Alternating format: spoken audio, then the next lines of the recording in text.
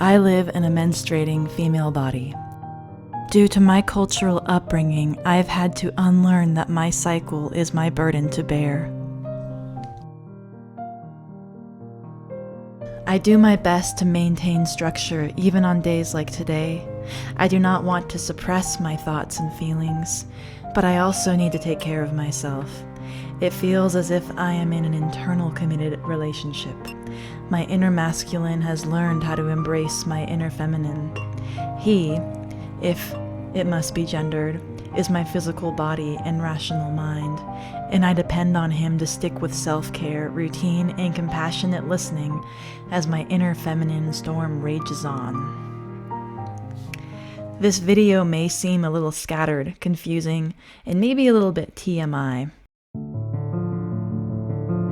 This is a predictable day for me, when my more subconscious thoughts and feelings are just as present as my conscious thoughts and feelings, like everything is happening all at once.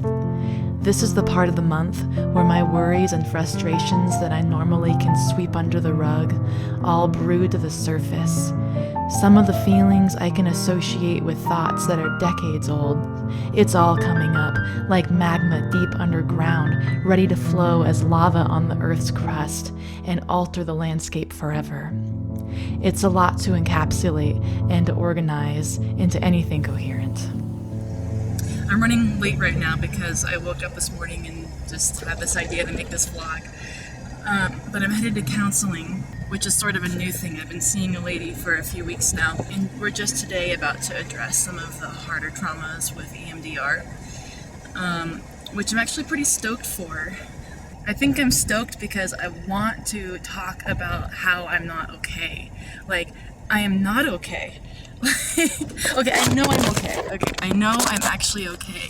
And that right there is why I feel ready to talk about the ways that I'm not okay. Because if I just felt like I was only not okay, it would be too scary to really face it full on. I've definitely been in times in my life where I was not available to face my fear because it was just too scary, too big. Sometimes it feels like the world is too much. I also feel my own love and my own energy within the too much, and that just gives me a lot of comfort and balance. So I'm okay with being too much. I'm okay with feeling too much. I'm okay with acting like too much because I know it's not, the too muchness is not the full story. There's a deer right across from the office. Hello. So I just came from counseling, and guess what? It was canceled. I was too late and she left. That's on me. I was 10 minutes late, okay? So I don't know. I kind of just gotta go with the flow of that. I felt stoked, yes, but maybe subconsciously, I feel, yeah, you know what? I don't really need to do that today. I don't need to get that activated today. Maybe I'm already doing enough. I feel good about that. I'm gonna get some food. It's like 1:15 and I had matcha and I had a grapefruit today. The rhythms of life can sometimes be intense, jagged, and unpredictable. But throughout the years, I have come to notice my own mental, physical, and emotional patterns throughout my monthly cycle. Due to the unpredictable nature of life in the past several years, I have been operating out of sync with myself, which I'm sure has contributed to my intense anxiety during PMS. And yet, I've grown to enjoy this time of the month. I know I should be resting more during this time, but since I feel restless, I'm just going with the flow right now. Most people I know hate menstruation, men included, because nobody likes to deal with an emotionally unstable woman. To someone on the outside, watching a loved one act in a way that seems abnormal is understandably something to fear. I know firsthand, just as every woman has known at some point, the feelings of shame and guilt for not being able to keep it together and carry on smoothly day after day. How can we exist in the workspace alongside men if we can't pull ourselves together and act like them all month long? How can we be trusted to make important decisions if we go through episodes of being too emotional? How can we demand equal salaries and equal positions as men if we are clearly not equal to men?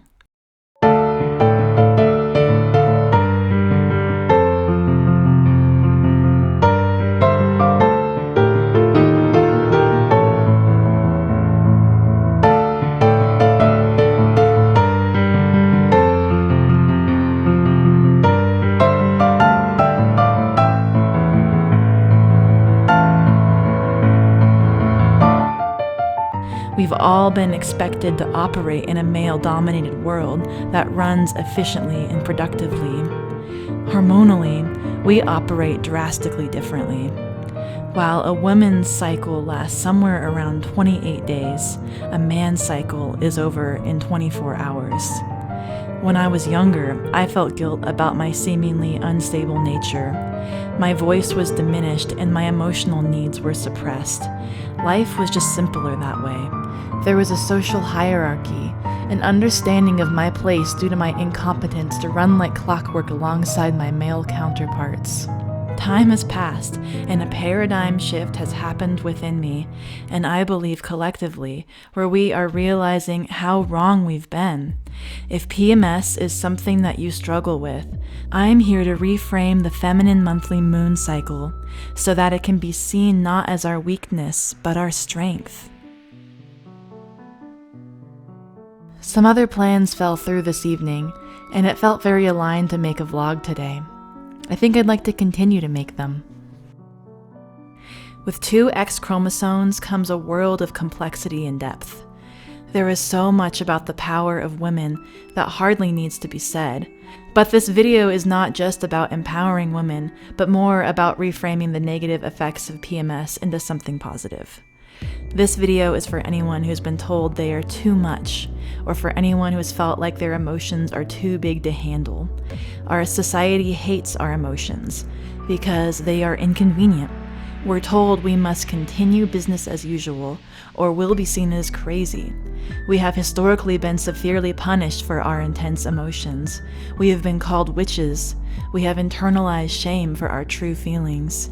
These feelings are the unmet needs from our inner children and the unmet desires of our higher selves.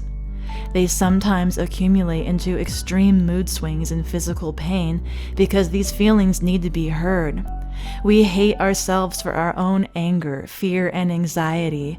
We hate to feel these feelings because not only does everyone else hate our feelings, but they are uncomfortable to feel. We want to just be happy, light, joyous, and soft. But once a month, the darkness we carry within us from the feelings we try to sweep under the rug can no longer be ignored. Our hormones do not just affect us physically, but our anxieties are linked to the areas in our lives with unaddressed trauma, unaddressed needs. Once a month, our bodies gift us the opportunity to look at the darkness. Not only can we see it, but we can physically feel it deeply in ways most men aren't even capable of. This is a time of the month when all of our senses are heightened. Our intuition tells us truths that we spend the rest of the month trying to bury for the sake of convenience. Maybe we act extra. Molehills become mountains, and spilled milk is a tragedy. But no matter how petty our triggers are, they are linked to truths held deep within us. It is a time to go inward and be present with all there is to feel, or at least as much as you can handle that day before watching K-drama, eating a chocolate chip cookie, and taking a nap. A woman's superpower is her deep sense of intuition that stems from her emotional intelligence. Through her emotions, she can find her truth. We are dynamic, deep, intelligent creatures, and we often don't give ourselves enough credit. With emotional intelligence comes wisdom, empathy, compassion, healing, nurturing, creativity, and even destruction when necessary. We are a reflection of the destructive and creative nature of the universe itself. Just as we fear the unknown and the uncertainty and chaotic nature of life, we fear ourselves and our own capabilities, because the female psyche, just like life, is far from orderly. Our moon cycle is one of death and rebirth, and it takes about a month so that we can deeply embody lessons that come from our experiences. Our moon cycles are something to be celebrated.